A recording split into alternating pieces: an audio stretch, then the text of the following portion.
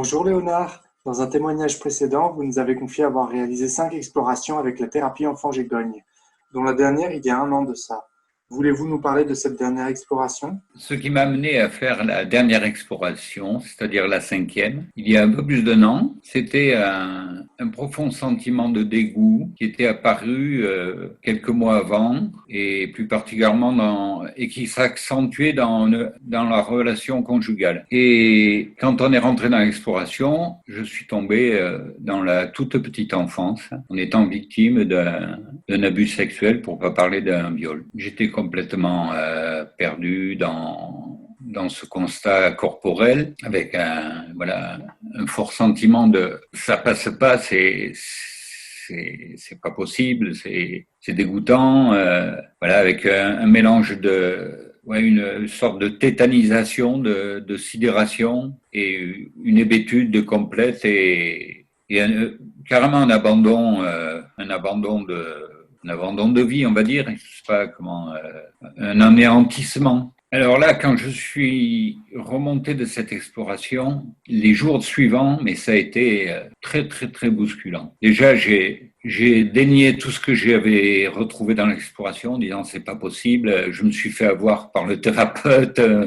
C'est inadmissible ce qui a pu m'arriver. Et puis, le jour d'après, c'est l'inverse. J'ai commencé à faire du lien et à comprendre. Et je suis tombé sur un livre qui m'a aidé, une psychiatre, qui m'a beaucoup aidé à comprendre ce que j'avais pu vivre et ce que ça les conséquences dans ma vie suivante, hein, c'est-à-dire 3 ans, 4 ans, 5 ans, et voilà, toute la durée de la vie.